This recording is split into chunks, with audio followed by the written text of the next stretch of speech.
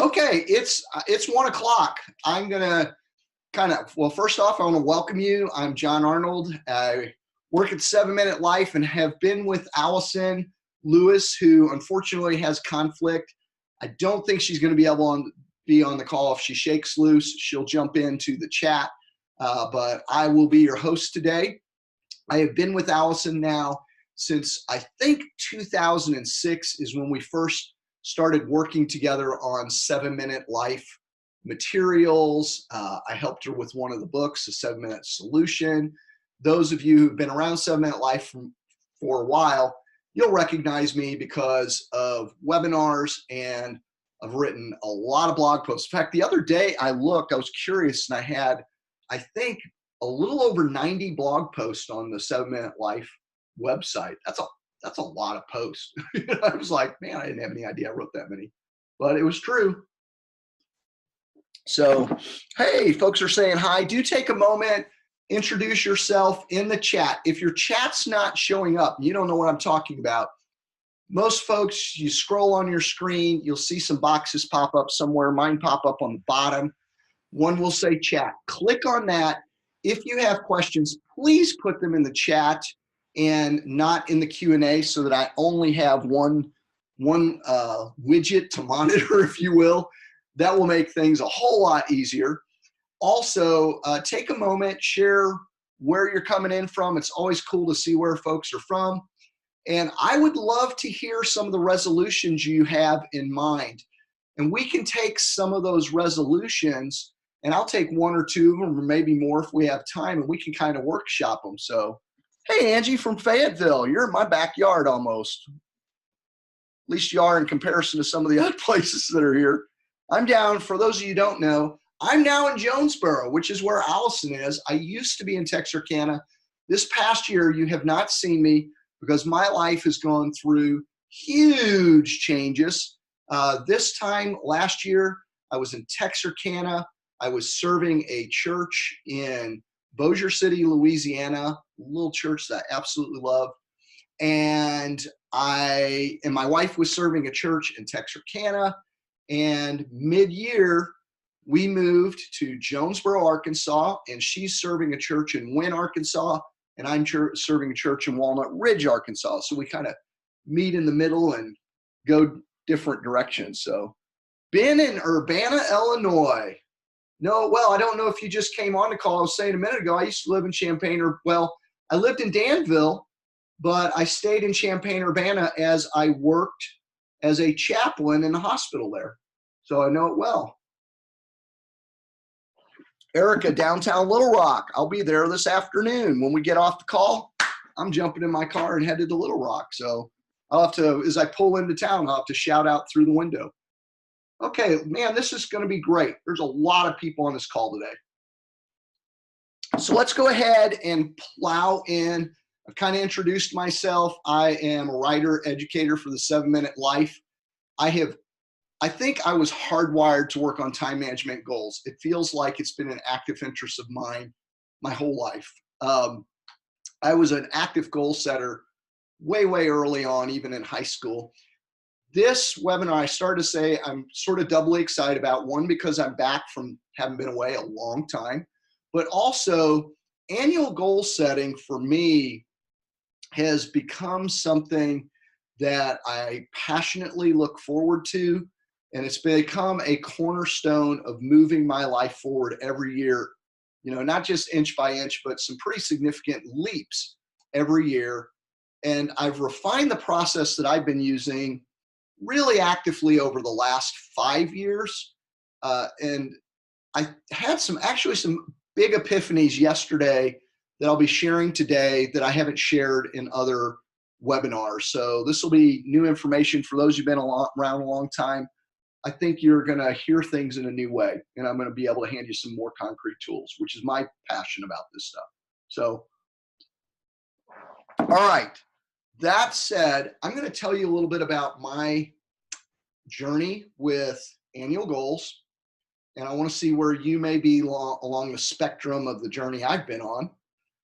And I would love, while I'm telling that story, I'll just take a moment. I want you to go ahead, and if you could put in the chat why you think that most people fail at completing New Year's resolutions, I would love to hear that.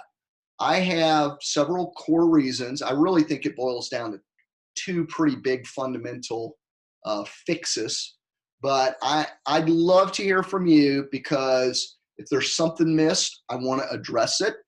I'm hoping we're going to cover the gambit of what you see as what's been problematic for maybe you keeping New Year's resolutions in the past. I know a couple of people of you on the call who have told me that you literally have had the experience of taking your annual goals and just changing the year at the top, and they have rolled over sometimes for years. I was there with some goals. That was true to my experience. Several years ago, 5+ years ago, I was a pretty ambitious goal setter. I would set 8 to 10 goals. Some were small, some were big.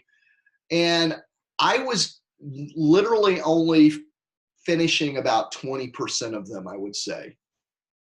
The other 8, what would happen is I was feast or famine. There were goals that I would knock out of the park. I would crush 2 of the 10. And then the other 8, I would either, shoot off like a bottle rocket, pop and fizzle out, in a few weeks, or they would just get completely neglected and I wouldn't touch them. That was true until I would say about 3 years ago. And I hit on a couple strategies and I started using a couple tools that really has inverted that statistic for me. Instead of being, 20 done, 80 incomplete, I have 80 done, 20% incomplete. And even the 20% that doesn't get completed, it's a very different experience than what was happening with the 80% before. I don't even really want to call them failures. The 20% I fail on.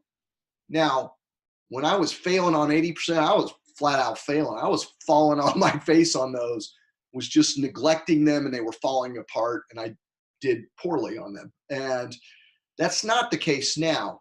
The 20% that I don't complete, usually it's one of about 3 things that's happened. Either during the course of the year, I have found that the goal no longer is relevant, or my situation's changed where something else needs to be a much higher priority. And I, by design, then choose not to finish the goal, which is very different than before when I was just failing to do the to get them done. Another thing that happens is sometimes I'll get into a goal and I'll realize I didn't know what I didn't know, like particularly some goals that are pretty hefty or are really in a new area of my life. And I not last year, but year before last, 2017, I wanted to launch a podcast.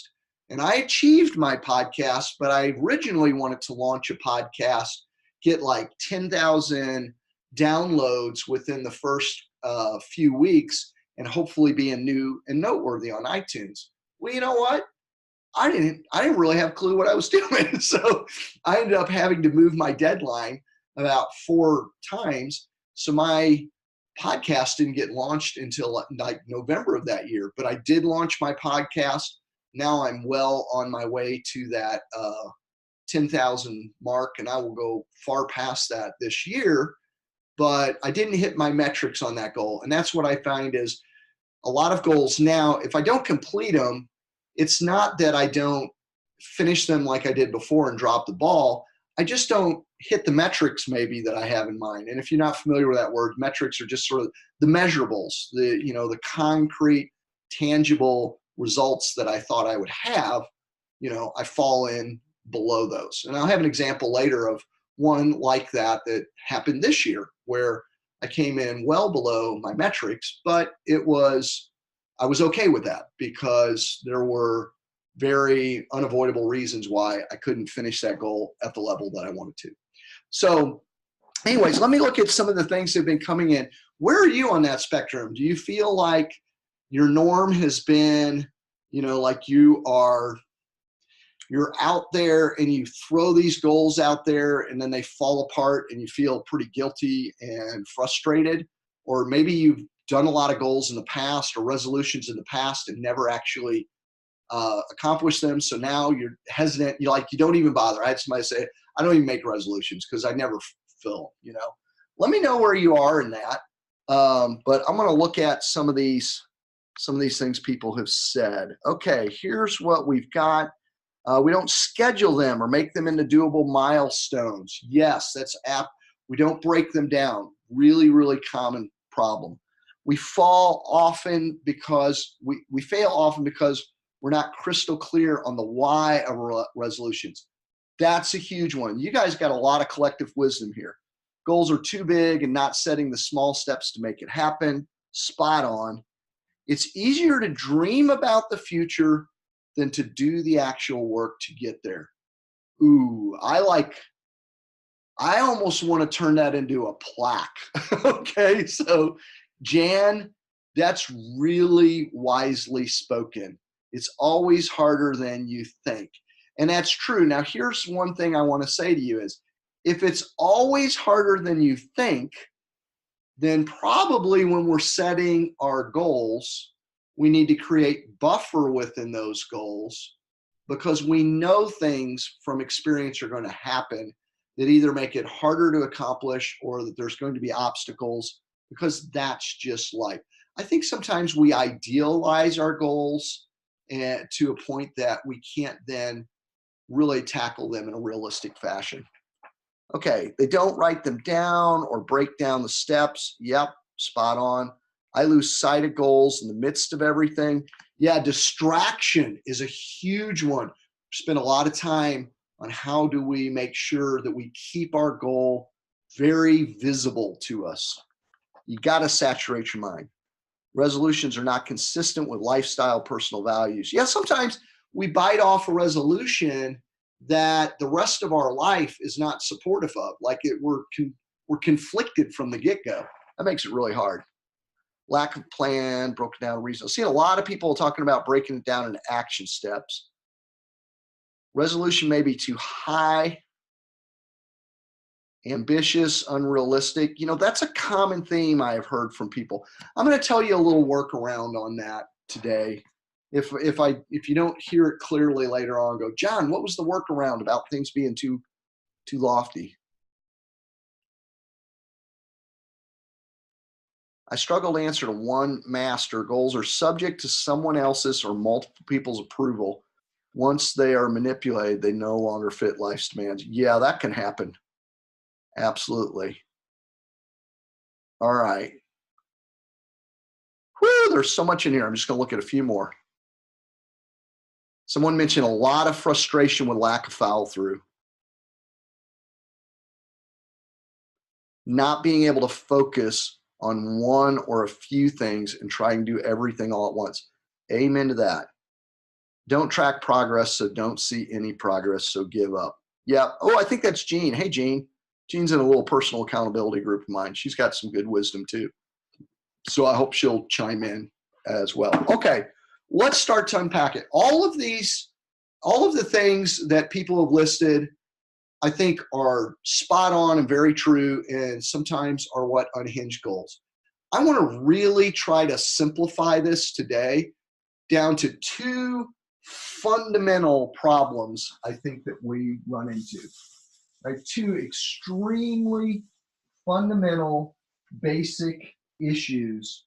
And I'm going to give you some solutions for tackling those today. I need my journal out here because I've got some notes that I don't want to miss from yesterday where I had some big ahas around this. So, okay, the two fundamental pieces that I think make resolutions like doomed from the get-go is, first off, most resolutions that I run into, and please list some resolutions that you have, all right? And I don't want you to think I'm going to be firing at you, but I want to help you. List some honest to goodness resolutions that you have or you would like to have for this coming year. And we'll actually just workshop some honest to goodness things from people's lives that they want to work on. But here's the two fundamental issues that I run into. First off is the goal itself is not, it's not crafted well. So I'm going to put crafted poorly. And what I mean by that is rather than having a clear, compelling, actionable goal, most resolutions are kind of simply a lofty and sometimes ambiguous aspiration for the year.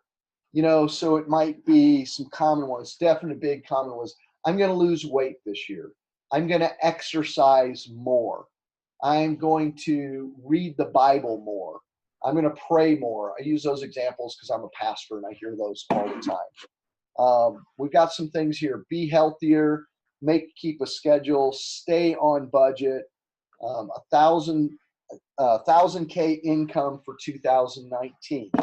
Well, most of those, with the exception of maybe the $100,000 K income for 2019, are fairly just lofty, ambiguous aspirations. And they're not real clear, compelling goals. We have finished decluttering my home till March, my birthday. I like to set goals around my birthday as well. I got birthday in June, so I love the fact that you have put a time stamp on it that's like mid-year. So one of the problems is the goals are just poorly crafted. They're too vague, they're too ambiguous, and clarity is king in terms of making things actionable, knowing that you're achieving them, being able to track progress.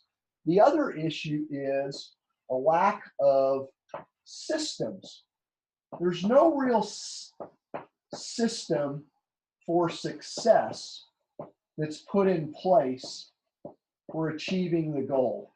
And we need several systems in place. And when I say systems, I want you to think in terms of tactics or strategies, plans that you have that actively set you up to fail-safe you against the common problems. And as people were listing out some of the common problems there, these were the biggies that came to mind, and you all reflect them. One is procrastination. Happens a lot. Major procrastination. Boy, I wish that word wasn't that long because I wanted more space on my board. But procrastination, flat out neglect. That was a big issue for me. I just didn't get up and move on. Procrastination, neglect. Somebody mentioned distraction. And I'm going to list within that, I'm going to say scope creep. And if you do you know what I mean by scope creep? What I mean by scope creep is scope is kind of the range of your goal. And sometimes when our goal, especially when it's kind of loosely defined, it's easy for us to get off track and wander into things we never really intended, where the size of a project, the edges of it start moving around all over the place until we lose sight of what we originally intended to do. And then lastly, I think one of the biggest things is inconsistency. Okay? So what I want to propose to you today is pretty simple. And that is, first off, if you have a well-crafted goal, and I'll tell you in a moment how we're going to craft our goal well. This I'm not going to spend a whole lot of time on because there's a mountain of other material out there that you could easily Google. I'll just give that a quick wink and a nod. But craft your goal cleanly, compelling, actionable goal. What I want to spend most of our time on is how do you put in some very simple, easy to uphold systems for success around your goal to fail-safe it from procrastination, neglect, distraction, scope creep, inconsistency, those kind of things. Sound good? Everybody good about that? Give me a woot woot or oh yeah or something down there. Let me know you're hanging with me. All right, love Lisa put 157 pounds by September 20th. That's getting toward a really clear goal. Okay, let's look at, first off, crafting a clear goal. And I'm not going to spend a whole lot of time on this one because, as I said, there are a lot of tools out there. The one that I use the most, and I imagine many of you have heard of, they are SMART goals. That's the structure I use to make sure that I have a pretty rock solid, clear, actionable goal. For those of you who aren't familiar with SMART goals, it boils down to you want to make your goal very specific. So instead of lose weight or get healthier or get fit, some generic aspiration like that, you want to have a very concrete goal like, shoot, I forgot who it was a moment ago. But, you know, I think they said it was 157 pounds and they had a date on it. But you want to be very specific about what you want to do. And that goes hand in hand with the next one, which is measurable. Okay, is your goal measurable? And in this case, you know, 157 pounds is extremely quantifiable. Achievable. Now, some of these you'll hear defined differently. I've worked with different designations for these letters. This is what I've settled on that works best for me. If you have something else and it works great for you, you know, don't mess with success. Just work with what's working. But for those of you who are unfamiliar with SMART goals, I would highly encourage you to set them up as specific, measurable, achievable. This one is, to me, the most important aspect and most overlooked, and that's relevance. Okay? Relevance. And relevance has to do with the why behind what you're doing. Why is it meaningful to you to accomplish this goal? What is your motivation? What difference is going to make in your life if you achieve this goal? And I tend to think in terms of soft and hard relevance, which has to do with, you know, hard relevance to me is the aspects of your goal that are the tangible wins for doing it. You know, like, for example, a goal I had 2-3 years ago was to spend more time with my mother, and I set a goal to go visit her 6 times a year, which was, that may not sound like a lot, but I was 9.5 hours away. So that was a pretty significant commitment, and it was better than I had been doing. I had been going maybe 2 times a year, maybe 3, but usually once or twice for holidays. And that was all the time I was getting with her. And in terms of hard relevance, you know, there was the actual time I got to spend with her that I got 6 visits in, and I had that time together. Soft relevance was, you know, this was important to me because, one, my mother's aging and I didn't want regret. I wanted to be able to look back and say, I don't have any regret. It was really important to me, too, to give back to my mother who had given so much to me over the years. And so that's what I mean by soft and hard relevance. You know, with a weight loss goal, the relevance may be that you can physically now do something that you were starting to have trouble doing. Like you can run and play with your grandkids, or it was getting hard for you to go play tennis with your friends, or something like that. You know, it's the tangible consequence seems like a negative word, tangible benefit that comes into your life for doing it. Soft thing around goal, you know, feeling good about yourself, being proud of how you look, feeling more confident. There's a lot of reasons that, you know, losing that weight, why it's important for you to lose that weight. It may, you know, if you have a serious health issue, it may make the difference. It may make a difference in your lifespan. That to me makes it pretty relevant to get it done. Yes, recording. Josh asked if somebody had to leave early, will the recording be reposted and available? And it will be. And let me look. I have been going I've been going like mad, jumping along here. Let me look and see what comments I may have missed in here. honestly, in terms of good tools to create SMART goals, I think you could literally just Google SMART goals and take a look at some examples. Because there's a lot of material, I'm not going to spend a lot of time on it, but you'll have what you need here. You just need to look at your goal and say, is it specific, measurable, achievable, relevant? And lastly, time bound. And I want to put a warning flag up around this one, particularly around annual goals. I was setting anywhere between probably 8 and 12 annual goals a year. Now, some of those were very large, some were very small, but one of the issues I had early on when I did not think strategically about making those time bound was that, what was the due date, do you think, for all 8 to 12 of these goals? What was the due date if I set them for annual goals?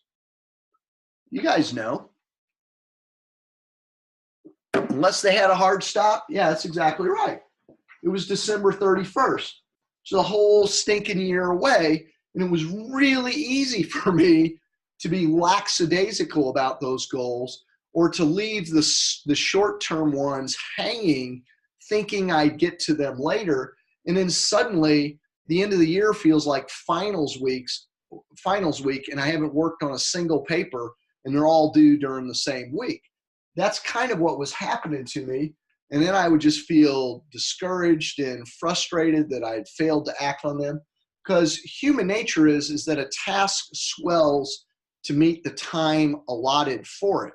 So one of the things you want to be careful with annual goals is you want to stagger deadlines, and you want to make sure that some of those deadlines are earlier in the year. You want to take, and I try to create some goals that are short-term wins that I can pull off pretty early in the year to create momentum.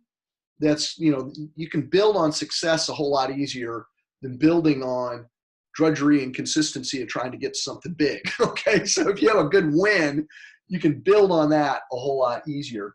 But so you want to strategically stagger your deadlines. You want to have deadlines for all of these, and you also want to have start points for each one of them.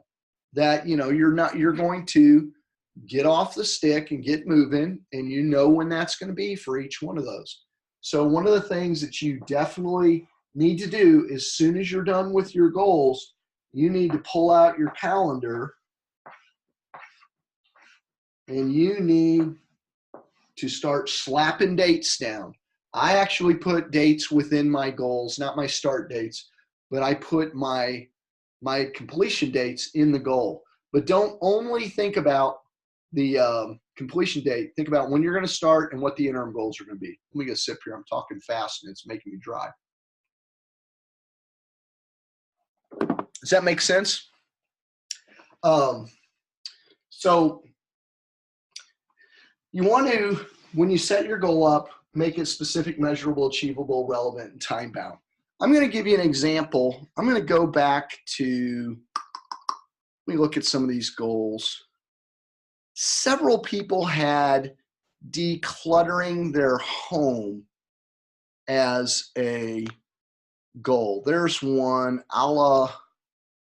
it looks like all. I'm not sure if I'm saying that. Venter. I'll go with Venter because I'm not sure how to pronounce your first name, and I don't want to butcher it. But a couple people had to do with decluttering. I noticed that early on. And I set a goal 12 years ago now. I wanted to attack clutter and excess in my life. And what I did in order to do that was I decided I was going to get rid of 40 bags in 40 days of stuff from my life. Very specific, very measurable, very achievable, completely relevant because I was swimming in junk that I needed to get rid of, and it was time bound. Wasn't lengthy and wordy, very concise goal that was all of these things, 40 bags in 40 days.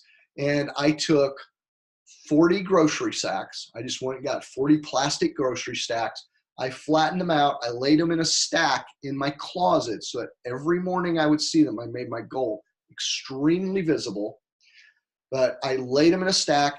Every day I'd pull one bag out. I would walk around my house putting stuff in it till that bag was full. And then it went to Goodwill or a friend, or it went in the garbage, or wherever the most useful place was it for where it should go, or recycling or whatever. But 40 bags, 40 days. And by the end of that 40 days, I kid you not, I literally went through every closet, every drawer, my cars, my garage, my office, my desk, and my closet at my office. I went through every single one of those places and I purged. And it completely changed my relationship to stuff in my life. And it was really important that I did one bag per day. If anybody decides to use that methodology, I highly encourage you to limit yourself to one bag a day, but never make an exception and do it every day. I've mentored a lot of people through that process. I've watched a lot of people try it. And those, almost 100% of those people who try to surge ahead, or those who start skipping days and think they'll catch up, those folks almost all fall by the wayside and it falls apart on them. One bag a day, 40 days, boom, boom, boom, boom, boom, went through everything. And it was a phenomenal experience. So you can see how to incorporate these 5 elements, you don't have to go crazy, crafting some lengthy, epic long goal. Some of mine they get a little wordy, but it can be very simple. 40 bags, 40 days to get rid of clutter. Okay, now one thing, sometimes I will include within my goal, this is just kind of a little sidebar comment I mentioned. Sometimes I will include within my goal a little bit of the process, like I did with that 40 bags in 40 days. So for example, somebody mentioned 157 pounds by September 20th. Sometimes with a goal like that, I might include within it the methodology for how I'm going to get there and make it like a habit goal. So for example, I might say, I'm going to reduce my weight to 157 pounds by September 20th by going to the gym 3 times a week. Okay, that makes it very measurable. It's also an achievable level. Or by, and then you put in the activity or the discipline or the habit that you're going to be working on in order to make sure that that happens. So sometimes I'll put the methodology within the goal, and that just makes it, again, more measurable. It also helps me push toward the achievability factor of how realistic I am about my achievability on it.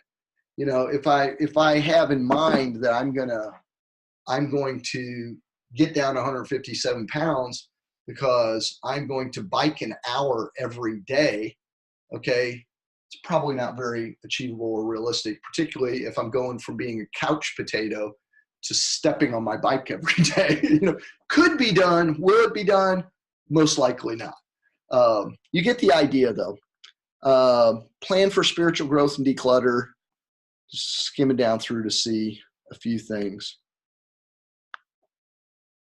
Okay. Yeah, and I love this. I do 1 room per weekend.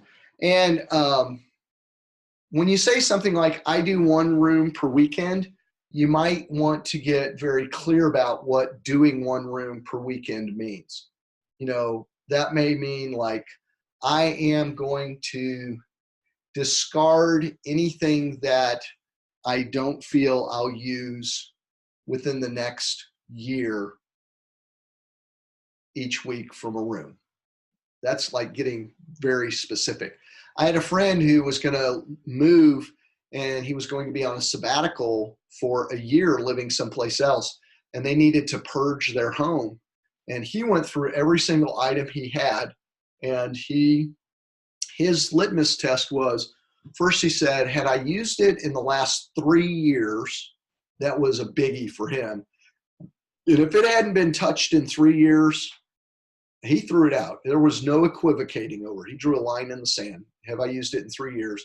And then they placed all that stuff in their backyard like a garage sale, but they invited folks from the church and community to come over, and they put out a barrel, and you could take it if you needed it. And if you wanted to leave a donation, that was great. But if you didn't, that was fine too. They just put out a little pot basket, and anybody wanted to throw some money in that for something they got. They didn't have to, and they got rid of everything. And they purged their life tremendously. But it was very specific how he went through. He said, I don't know what my wife's test was, but mine was, had I used it in 3 years, then it was going. Nope, if I hadn't, it was going. Didn't matter if I thought I'd use it soon or not. If I hadn't used it in 3 years, out it went. I was like, wow, that's pretty bold. But it worked. So, you know, whenever you say, like if you find yourself putting in a goal, do more or do less or reduce such and such, try to find some numbers around it. You know, like if you say, I'm going to exercise more, well, how much more? I'm going to earn more. Like, I want to increase my income this next year. Well, you need to decide, like, I'm going to increase my income by, is it $100 a month, or is it $1,000 a month, or is it $5,000 a month? That increase in income, you know, if your goal is just to increase income, if you make $5 extra this week, you can go, woohoo, I reached my goal. But that probably wasn't what you had in mind. Technically, okay, I increased my income. It's probably not what you had in mind, though.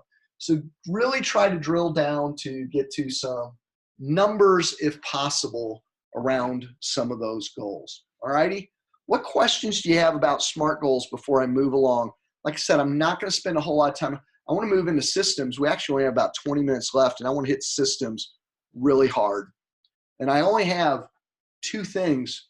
Well, I have 3 things I'm going to encourage you to do beyond writing. Well, no, it's 2 things beyond writing things as a SMART goal that I think will make all the difference in the world. I love Venter. She came up with some parameters around what stays or goes. Anything that doesn't work, spark joy, and doesn't fit into designated space goes. There you go. Having those kind of criteria make all the difference in the world. And I'll tell you why. This is a little sidebar. Let me erase this. What did I do with my paper towels? Almost all, and I think I know Gene Taylor kind of taught me this. We were talking about procrastination, but it's true for just consistent action in general. When we get stuck, it's either we are averse, I'm going to call it action averse, okay?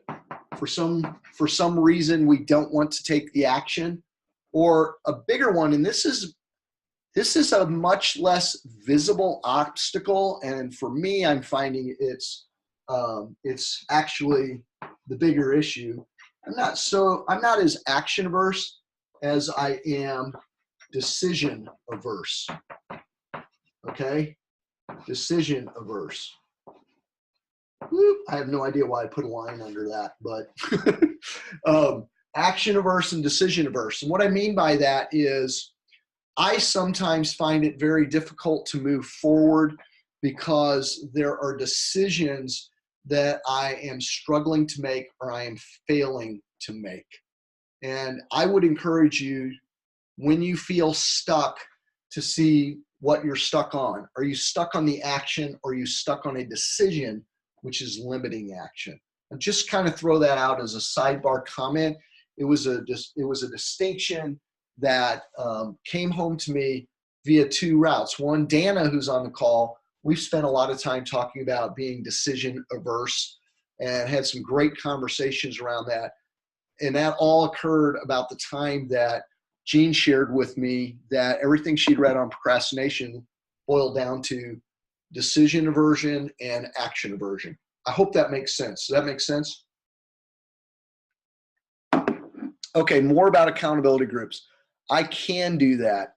Gene, actually, if you and or Susan might try to respond to that, and Dana can too, having been in a mastermind group, your take on that, that would be really helpful so I could stay on task. And I can come back to that near the end if we need to. I'm going to stick around. I'll try to finish content in the next 20 minutes, and then I will stick around for a half an hour for anyone who has questions, and I can, tackle something you have, a specific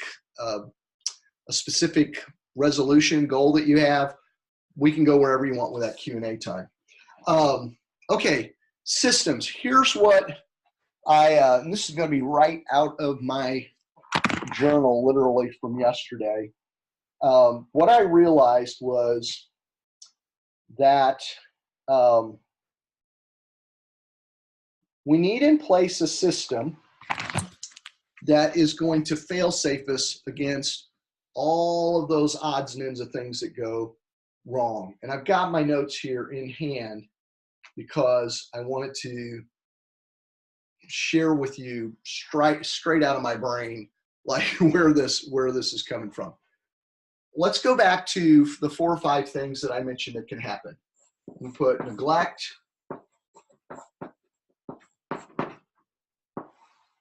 procrastination.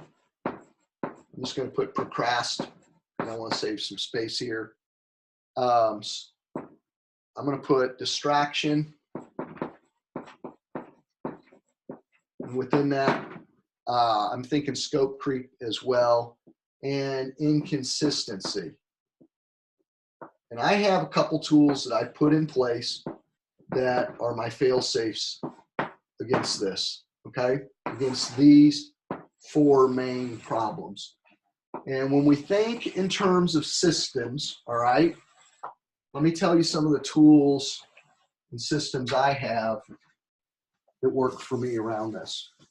And I'm doing this as a chart because I want you to think in terms of a structure, what your system is, okay? And its function, what it does. A system is something you put in place that has, there's what it is and what it does, the desired effect of it. Here's some examples of what I'm talking about. In order to prevent neglect, here's what you're going to get in grid fashion what my success system looks like. A complex system is just, if you want a effective complex system, just stack a bunch of effective mini systems, okay?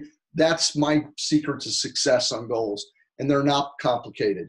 First off, to prevent neglect and to help limit procrastination, keep me less distracted, I make my goals very visible, okay? I have my big, hairy, audacious goal right now that I bid off for January 1st, and actually it's a 2-year goal, is I want to publish every day of my life for the next 2 years.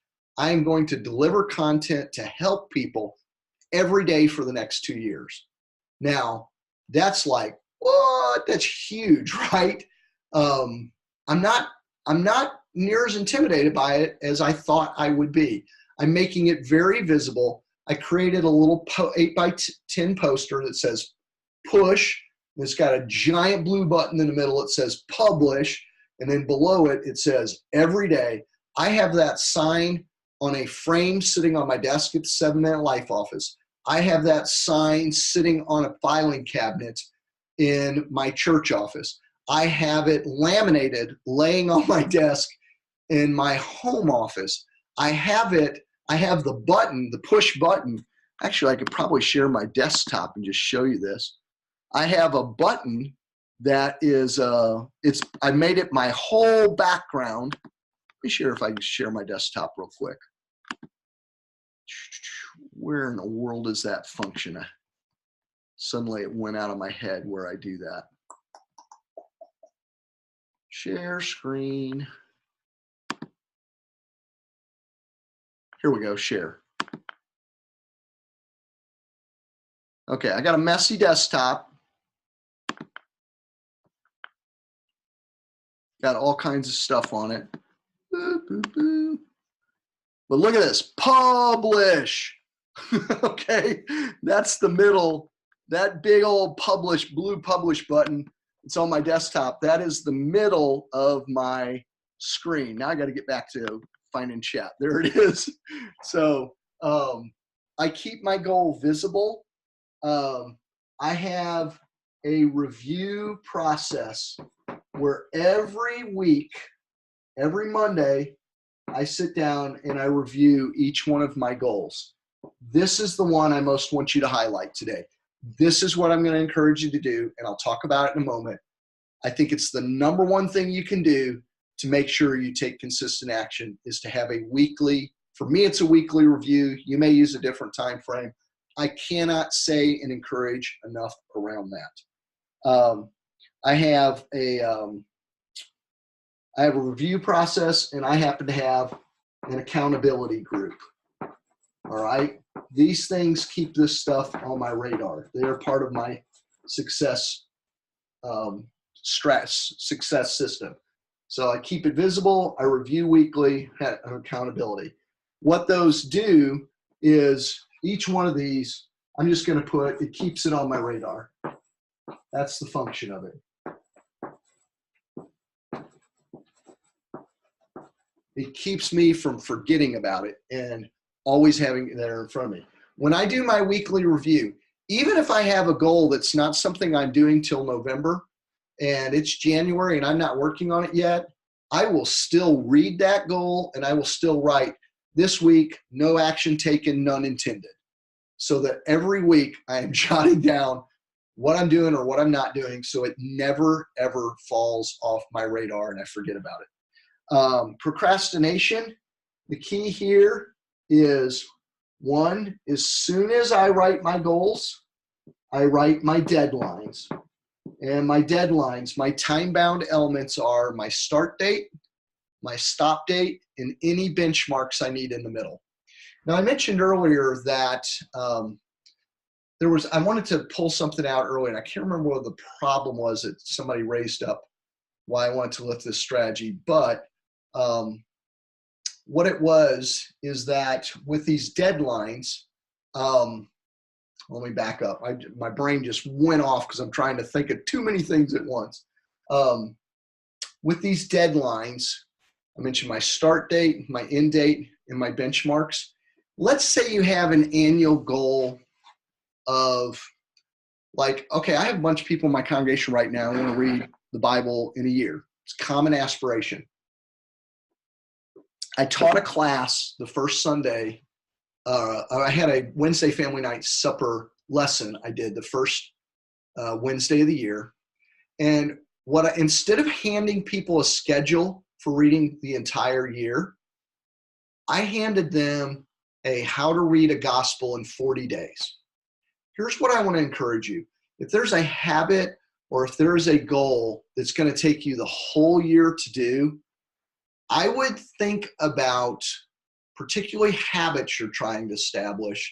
I would come up with a sub goal and just let the annual goal kind of be hovering in the back of your mind, but fixate all your time and attention on the sub goal. Because here's the thing, I can say, okay, you want to read the Bible in a year, read X amount of chapters every day, da, da, da. What I'm finding is what works better is for me to hand something and say, if you want to do that, if you want to read the Bible in a year, first thing you need to do is establish a daily reading habit and pick something very simple that you can make it through very easily and then build on that success. So I didn't give them a year-long chart. I'll give them a year-long chart like in February after they've been reading for a month. Instead, I said, try this. Just try to read for 40 days. And this is like a dozen or so verses a day. It's not hard. Just get in the habit of that. If you can get in that habit, I can guarantee you, it may be not in a year, but you'll get through the Bible for sure all the way. You may get through it quicker than a year. You may get through it 1,000 times if you establish that habit and maintain it long enough. So when you create goals that are really large, lofty goals, ones that might seem unrealistic, look at that goal and say, what is a realistic first goal that's going to move me toward being able to succeed at that goal? So for example, let's say you want to run a marathon this year, and you have in mind a marathon that's going to happen Labor Day weekend, all right? And right now, you're parked on a couch. You've not run since you were in high school, okay? But you want to run a marathon. You can probably do that. But rather than fixate on the marathon, write that down as an annual goal. Actually, what you want to do is you want to fixate on, okay, I'm going to complete my first 5K by such and such a day. Because otherwise, I'm telling you, that marathon is probably going to overwhelm you. I've not run a marathon. I think some folks on it, I think Dana is a runner. She may be able to speak that. She may be able to look at me and say, true that, John Arnold. You know, like you've got to set those sub goals and really make that your primary goal, knowing that if you achieve that and then you take it to the next level and the next level and the next level, eventually you're going to hit that big mega goal that you have in mind. Does that make sense? Because we can get overwhelmed when we're like, if you want to clean your entire house, you know, and you want to get it done by the end of the year, you might literally just need to say, well, what am I going to do about, I'm going to do nothing. I'm not even going to think about the other stuff. I'm only going to think about closets. And I'm going to spend time on just closets for the first quarter. And so you say, okay, my goal is to clean my house, and I'm going to begin by, I'm going to purge closets. I'm going to spend an hour once a week for the first 3 months of the year purging closets or whatever. Or I'm going to take off these 3 Saturdays, and I'm going to spend those 3 Saturdays working on closets, and you schedule it. I think that makes sense. It should make sense. Howard me if it's not. Again, I have deadlines there and scheduling. Scheduling is really key. What gets scheduled gets done. Also my review process once a week, looking at stuff helps keep me from getting bogged down. And then I'll put ACC accountability up here again. And each one of these has a different kind of, what it does for me in terms of procrastination is deadlines cap my activity and create urgency. So most of these things create some level of urgency and expectation for immediate action.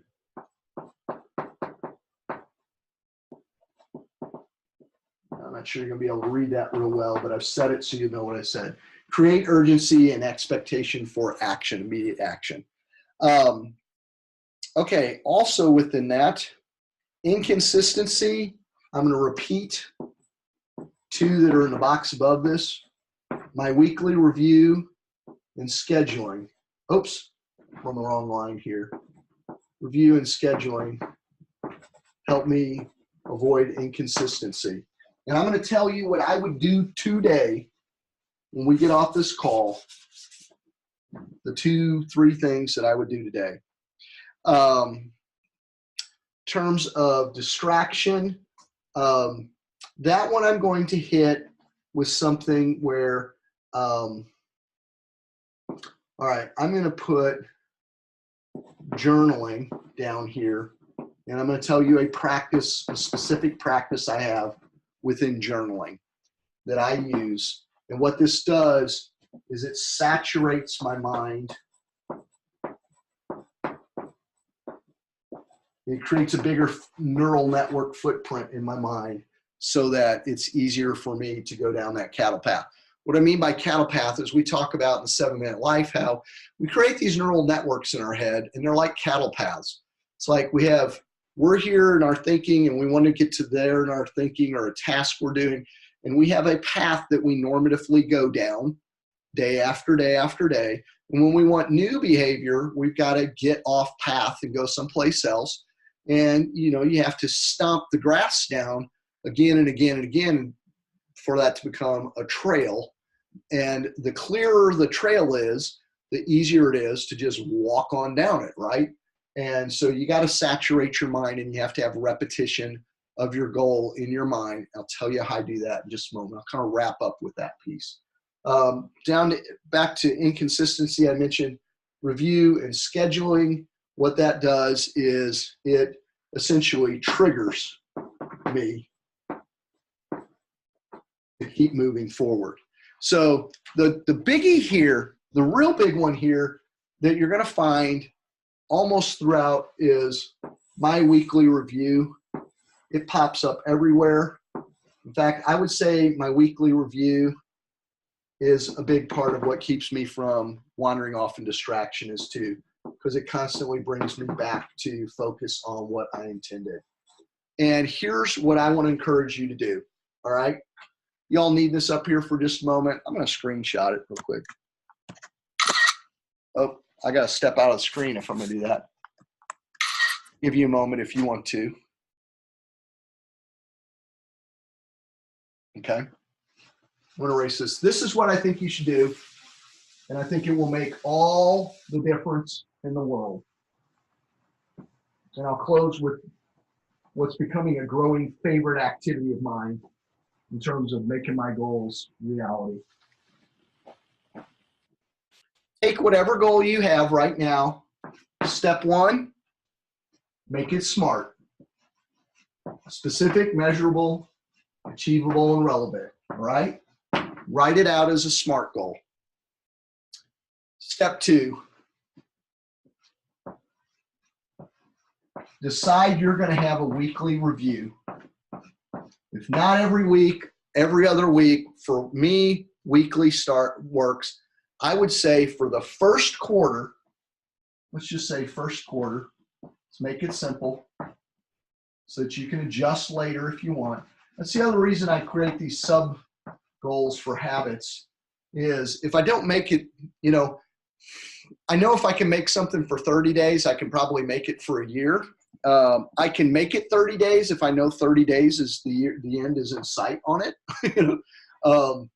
But also, if let's say I get to the end of 30 days and I'm like, I really don't like this. I've got an opt-out point, or I've got a point where I can consciously choose to adjust and do something different or to get rid of it and be guilt-free that I'm no longer reviewing. As opposed to, John said do a weekly review. Well, I'm going to do a weekly review every week this year. And for whatever reason, it's not working for you. And you just kind of wander away from it in 2 months. And then you just feel guilty and you feel disappointed in yourself because you failed to keep it up. I think if I tell you, though, for the next 6 to 8 weeks, do a weekly review and reevaluate and see if that's working for you, you can do that. That's very doable. And odds are that once you've done it that long, if you want to continue to do it, it will not be a problem for you. So does that make sense? Somebody give me an amen, I guess, if it does. I've got a lot of messages I need to look at. I'm just really caught up in that. Okay, now this is kind of a bonus one. I honestly think that if all you do are these 2 things, you're going to be light years ahead of probably where you were with working on your goals before, particularly if you commit to this review and you never make an exception or seldom make an exception. For your review, if you're wondering what to do for that, I look back. Okay, so I look back at the last week and I literally write down what I've done. I have a spreadsheet in Evernote. You can use a binder. You can go get a spiral notebook and just put my goals. You can write a goal down and then you can put the date for the first weekly review, and you want to write down what you did. So what did I do or what did I fail to do? I identify adjustments I need to make. I try to understand why my plan didn't work, if it didn't work, okay? And then I set my intentions slash next actions. And when I do that, I schedule it. All right. It goes on my calendar. Now, some weeks I look at a goal and I say, this is gonna be a busy week. I'm not doing anything this week. I'm not touching it. I'm gonna wait until sometimes I wait weeks. I'll say, I'm not working on this goal now. I'm going to start on it in June. And I keep writing that every week so that come June, I have told myself I'm going to start on it in June like 15 times or something, right? Okay. So I look back, I figure out what adjustments need to be made. I set my intentions and next action steps.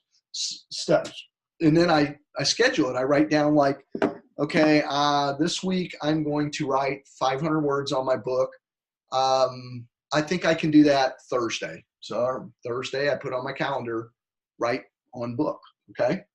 So this alone is going to do worlds. Now, this is this last piece is something that's very new for me. We're at 2:00.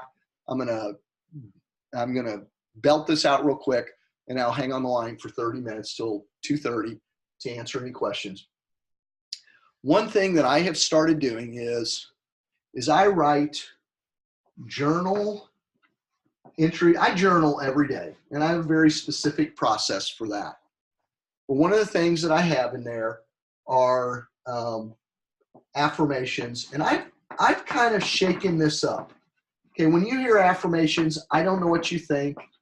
You probably think, if you've heard, what's normative for this, present tense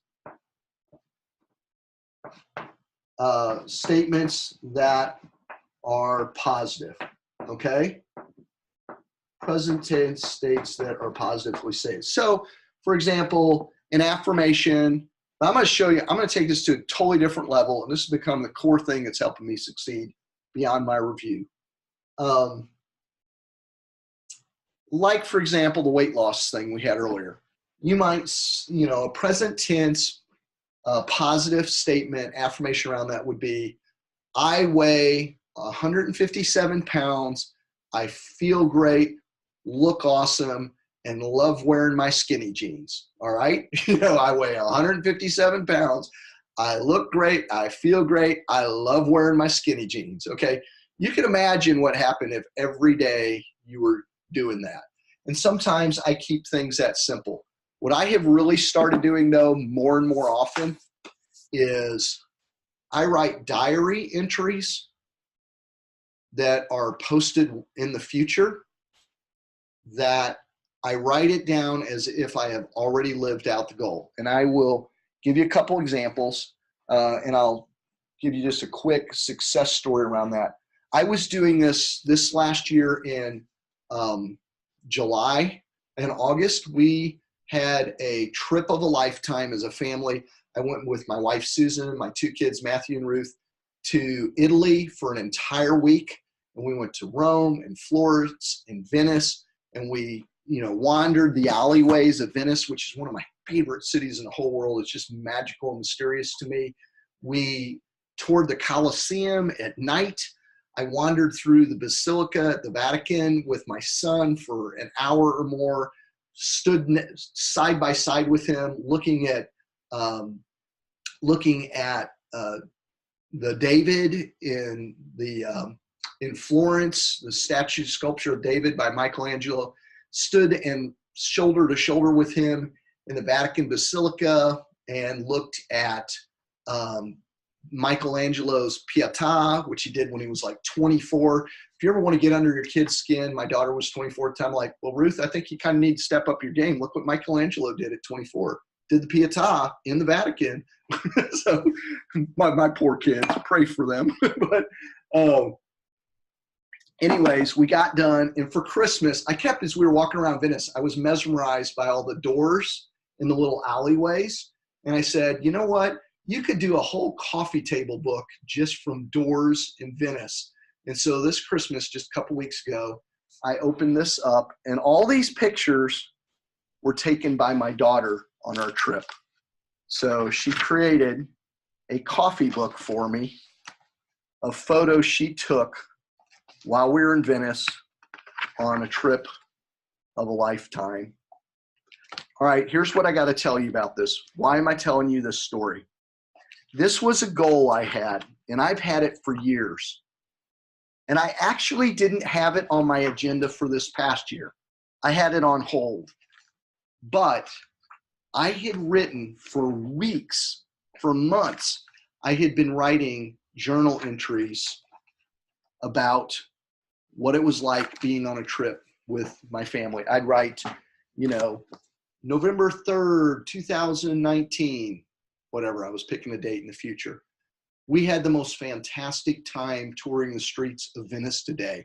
I got to take Matthew and Ruth to the mask shop and the quirky little bookstore that Susan and I went to on our 25th anniversary, and they loved it. We had gelato afterwards at this little mom and pop place near our Airbnb. Okay, I'm writing these things out. I wrote these things out as if they happened months in advance, again and again and again and again. I didn't even really have it on my agenda for this year, though it was there, and I was priming my mind around it. I put a Learn Italian app on my phone to keep it visible. And as I'm driving to and from work, I'm learning Italian. I'm driving along going down the road, fully convinced I am headed to Italy, okay? And lo and behold, around May, out of the blue, someone actually gave us a gift that funded almost that entire trip. And I think, and there was no thought I even had to make in terms of what and how we needed to do that. Because mentally, I had already done it 1,000 times in my mind.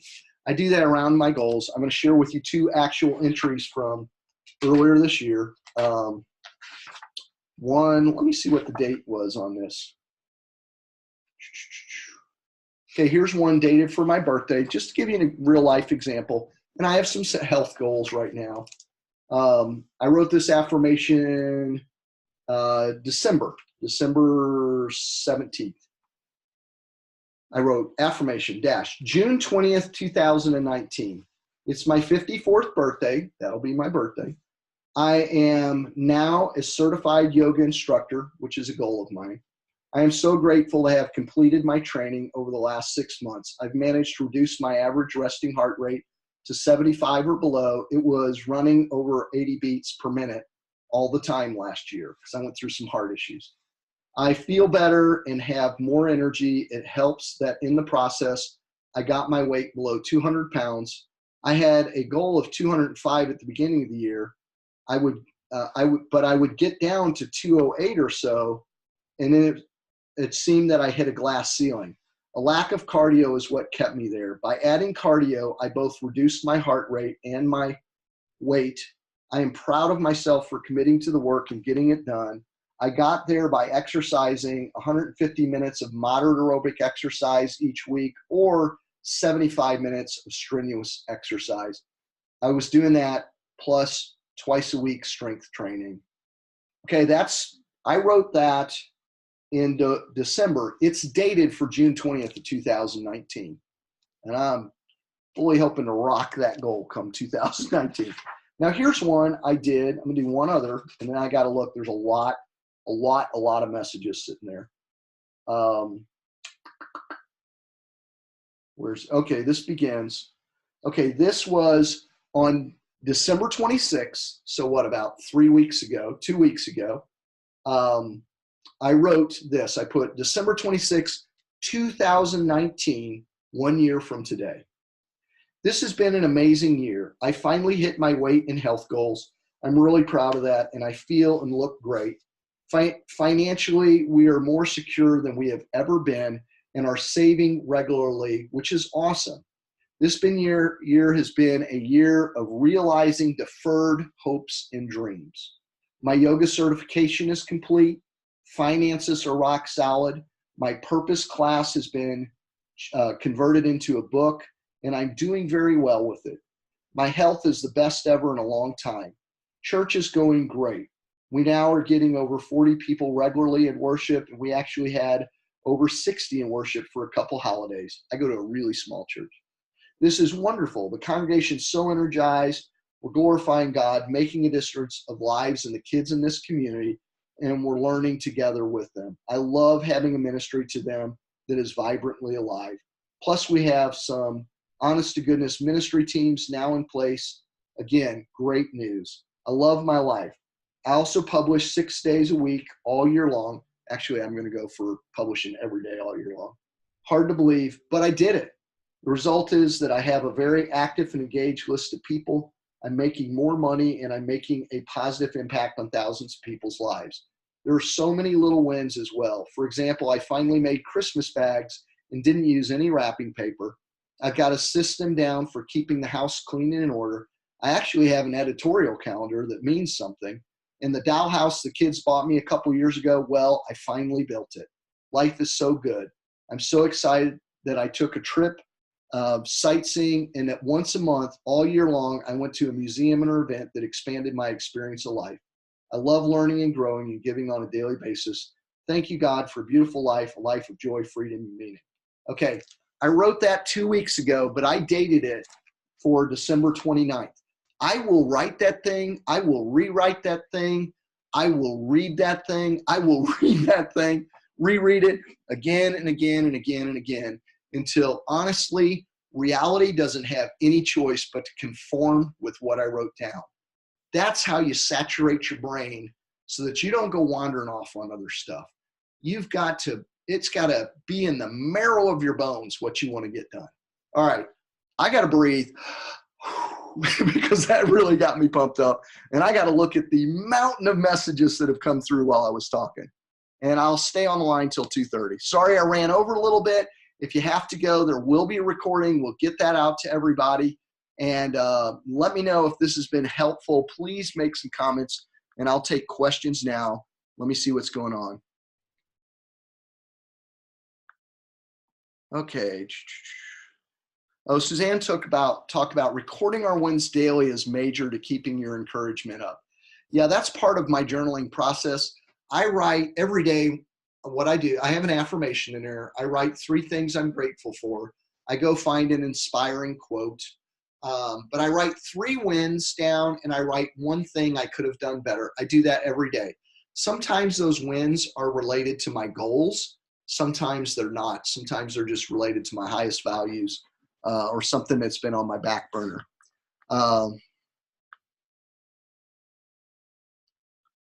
Let's see.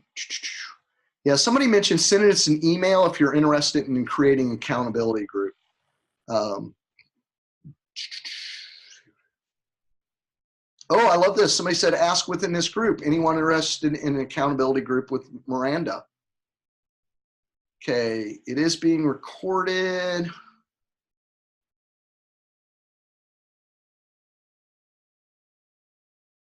I'll tell you what, guys, a good place to connect. You're wondering about accountability, and you've got names there, and I'm not sure how to connect you up necessarily. What you could do, another good thing you could do is go over to the 7 Minute Life Facebook group, because if you go over to the 7 Minute Life Facebook group and you said, hey, I want to create an accountability group, who would be interested in joining me? Then you'll be able to also message one another and get contact information and all that. I'm not quite sure how to do that through this platform. Review your reviews. Yes, I go back and I look at my reviews. In fact, I did that at the end of the year. I do it off and on through the year. But at the end of the year, as I started to write my goals for this year, that was awesome. I went back and I pulled up every one of my reviews. I walked through them. And then I wrote a final year review where in it I talked about what goals I crushed. I talked about the ones that didn't land where I hoped they would land. I was talking about how some goals like I don't complete. It's amazing the progress and the achievement I have on some of the goals that I don't complete. For example, I went into the year, I was really wanting to add about 2,000 people to my email list for my blog, The Practical Disciple. And somewhere around May, I decided, because I had discovered we were going to move, I decided that I was going to step away from, I was no longer going to record podcasts, nor was I going to post on my website, because I needed to focus all my time and attention on moving to a new church, buying a new home, packing, all that stuff. And it was just too much for me. So I put all of that on hold until September. And you know what? While I didn't reach my metric on that, and when I came to September, I decided, I did a little bit, and I decided I still am not ready to jump into all this. Even though I had this like lofty goal of a couple thousand subscribers or whatever, I had a 35% increase in my email list and a 35% increase in my site traffic. That's pretty huge, considering the fact that I stepped away from my goal in May. And it goes back to an old saying of, sometimes they say, like, shoot for the stars, and if you miss, you'll still make it to the moon. That's kind of what happened with me with that goal. But I felt good about that, because I had consciously chosen to step away from it. And I still had what in a lot of people's books would have been a major win. There's a lot of businesses out there to be overjoyed to see a 35% increase in traffic and a 35% increase in subscribers. What steps can you take when you're decision averse? Okay, Gail, is it Gail? I can't tell because it's the way my chat is set up. Somebody asked, what steps can you take when you are decision averse? The best thing you can do is give yourself deadlines for decisions that have to happen. Okay. Some of it also is some mental retraining of yourself. I find I get stuck in looking for like the ideal solution to something. I'm not so much a perfectionist as I'm a really creative person, and I can always think of like 10 other things. And I have had to learn to tell myself, I don't need a perfect decision. I need a finished decision, because I can always adjust later. And I had to do some mental work. I had to do some self-development work around the dialogue in my head when I was scurrying about coming up with more and more ideas. You can see that, and I think I learned a little bit about this when it was like 12 years ago. I did a class called Voluntary Simplicity, and they were talking about how you don't need a perfect decision. You basically need a finished decision. That's not the language they use, but they were talking about, for instance, buying airline tickets. And they said you could spend hours and hours and hours trying to find the absolute cheapest ticket. But at the end of the day, it may be time better spent to just find something that's a pretty good deal. It may not be the best deal, but it's a really pretty good deal, and run with it and move on and keep moving, because of what's lost in the process of trying to find the ideal. I don't know if that's a helpful example for you. It was for me. It helped me learn to realize that sometimes good is great enough. It's not just good enough. It's totally acceptable and fine. And I don't have to find the ideal solution, or I don't need 10 other solutions. What I need to do is take action, and I can always adjust and I can always come up with an optimization. In fact, sometimes when I'm writing my goals out, I will, and I'm planning my work, I've done this a number of times where I've had a really big goal. I will have like, okay, here's the big goal. Then I will have what is a minimal viable expression of what needs to be done.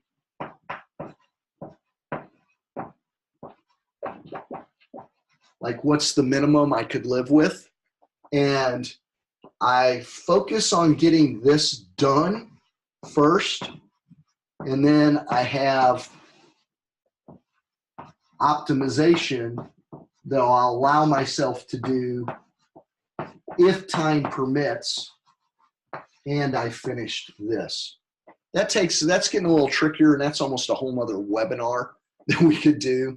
But bottom line is, with decision averseness, you got to retrain yourself to get away from having to have the ultimate decision. That's the big hang up for me a lot of times. But the other thing is make a list of not only deadlines on what you're going to get done. If you're really strongly decision averse, I would first create a list of decisions that must be done. Second, I would set deadlines for each one of those decisions, where you say, win, lose, or draw, come, March 2nd, I'm gonna do that. I actually had to do this with my goals last year. Last year, I kept going around and around and around and around on my goals. And I think it was March 1st, I finally had to write a goal like in February. One of my goals and annual goals at the beginning of the year ended up having to be, I will finalize all of my goals by March 1st, which was way late in the game, but I had a lot going on in my life at the time. I had been through, a year ago, I went through some serious heart issues, and it kind of screwed my whole fall up when I normally would have done that planning process. But I had to create decision deadlines. And I don't think we think about that at all. I don't know that I've ever heard anyone talk about creating a list of decision deadlines. And if you're decision averse, whenever you plan a goal or a project or your work, you might want to make 2 lists and just put them together. I think you would find it very valuable, just as a matter of heightening your awareness. If you suspect you're decision averse, heighten your awareness around the problem, and do that by doing this. Write down your actions that you need to take. You don't have to write them all down, but write at least the next, half a dozen actions you need to take. And then write the decisions related to those actions. Like maybe, you need to purchase, I don't know, you're going to do that marathon, you got to purchase running shoes, okay? Because yours are falling apart or you don't have any good ones. And the decision that you're struggling with is which brand is best. And so you're getting lost. Anybody ever get lost in research? Ooh, I can do that one. Which brand is best, okay?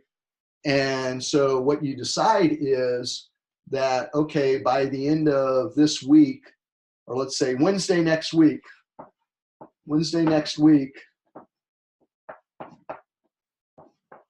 I'm going to pick a brand.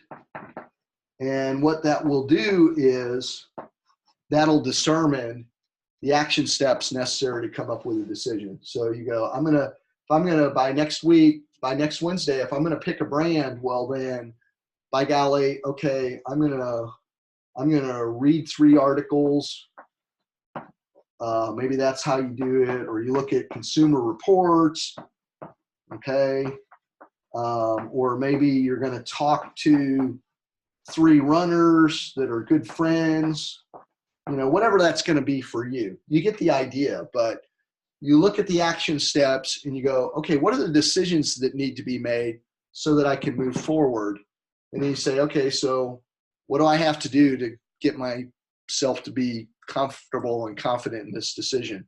And then you may need to make the decision regardless. You may come Wednesday, you go, you know what? I really should have called 3 people. I didn't have time to do that. But you know what? I'm going to stick to my guns. And seems like the most popular one is Asics. I'm going to go buy me a pair of Asics. And I'll just get the best Asics I can get and move on. You may run that marathon and find out those stink, or you may run that marathon and find out these are the best shoes I ever had. Why didn't I buy a pair of Asics in the first place? You get the idea? Okay. I'm seeing a thank you, John. So helpful. This is awesome. I love that journaling in the future concept to keep me on track. Looking forward. You're so very generous with your personal life examples of your message makes all the difference driving your message. Awesome. I'm really appreciative for this.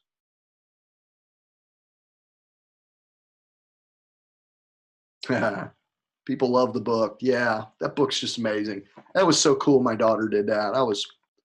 Just can't tell you what that meant to me. let's see. We got 5 minutes. Analysis paralysis. Woo! Words that, I wouldn't say lived by, words I've died by. So decision deadlines, love it. Yeah, it's really that simple. Really that simple. That was a big one for me. And you may end up, the other thing is, and this isn't something I can just hand you a toolbox for, but this is where accountability group would really, really be good, or a mentor around, like, let's say you have decision aversion. Taking some time, once you've done this for a while and you find the ones that you got really hung up with, like, let's say you look in your review and you're like, man, I still haven't decided to do X, Y, and Z. Oh, so disappointed in myself, whatever. I'm going to do that this week, there comes a point too where it's just, you got to take some time and step back and try to figure out maybe why you're doing that. Like, why particular decisions are really hard for you. Like, for example, you may find that decisions that involve you having to call someone for help, that those are the ones that you particularly avoid all the time. Well, what's the hang up with being willing to ask for help?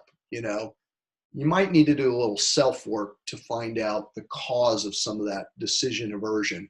But honestly, getting to that why behind that behavior starts with elevating your awareness of the decisions that you're putting on hold. I didn't realize until I had that time with conversations with Dana and conversations with Gene. I'm not sure that I really realized myself just how decision averse I could be until I did that. And, and I've had some epiphanies along the way since then. One that I shared with Dana a few months ago is I realized that I get a little too hung up, and I'll be a little transparent here. I really enjoy, praise. Who doesn't? But it hits me hard when someone doesn't praise something I do, or I get condemnation for it or whatever. That hits kind of hard. So I find sometimes if I'm making a decision around something that's going to be unpopular, or I perceive it's going to be unpopular with people, that's a decision that I hold back on. So I've realized that I have to get braver in my decision making, and I can't allow concern or expectation over how people may react. Not that I want to just disregard people, but I can't allow that unduly to have control over my life. So, you only get there, though, by raising your awareness of the behavior of, avoiding decisions. Somebody said my first webinar. Thank you, John, for an amazing lecture. Thanks for helping with decision aversion. Also a guideline on how to actually start my goal setting. Yay. And I'll go back to the basics. I would make a SMART goal, make it specific, measurable, achievable, relevant, time-bound. Take and start a review process. And then lastly, in terms of that whole affirmation thing where you're kind of futuristically writing these diary entries, here's what I would encourage you to do. I would encourage you sometime this afternoon, maybe this evening when things have quieted down, or if you're a morning person, first thing tomorrow morning, set aside a little bit of time and just have fun with that and write down December 31st, 2019. And I would like you to imagine like the most ideal year you could possibly have. I want you to imagine that as vividly as you can with all of your senses. If you're trying to lose weight, I want you to write down, that maybe you go down 3 dress sizes or 3 pant sizes this year. And that you'd love to see that happen. You know what? I would love for you to write down a journal entry today for the end of the year where it's like, it's New Year's Eve and I just celebrated Christmas with my extended family. And I can't tell you how happy I am to have to be returning a bunch of the pants people bought me, because you know what? I'm 3 sizes smaller than I was a year ago, and I need to get different pants.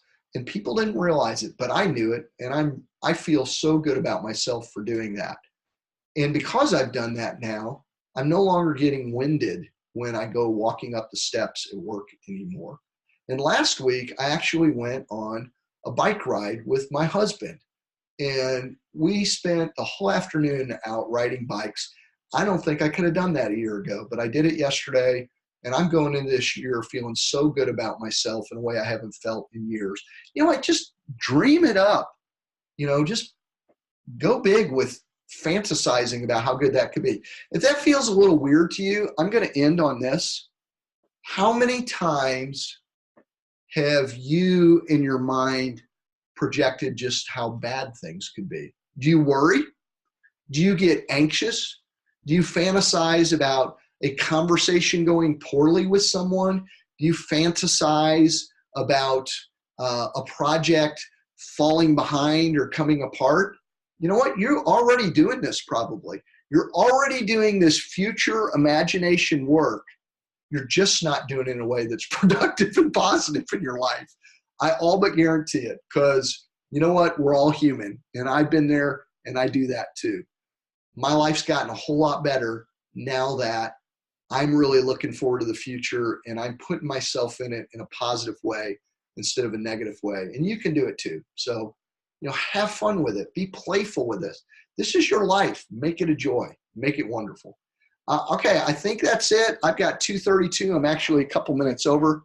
Oh my gosh, JP, you made my day. You said this started slow, but wow, how epic it turned out to be. Epic is my word. I just screenshotted that because I need it. Thank you so much. Thanks, John. Thank you. All right. Super. Yeah, I just screenshotted it, JP. You're a blessing. What a great thing. I need to save this chat because there may be things that I need to go back and address after the fact. Okay, let us know, last thing I'll tell you, if you're not a part of the Facebook group, we do have a 7-Minute Life Facebook group. Go over there and join us. I posted a Facebook Live in there the last couple weeks.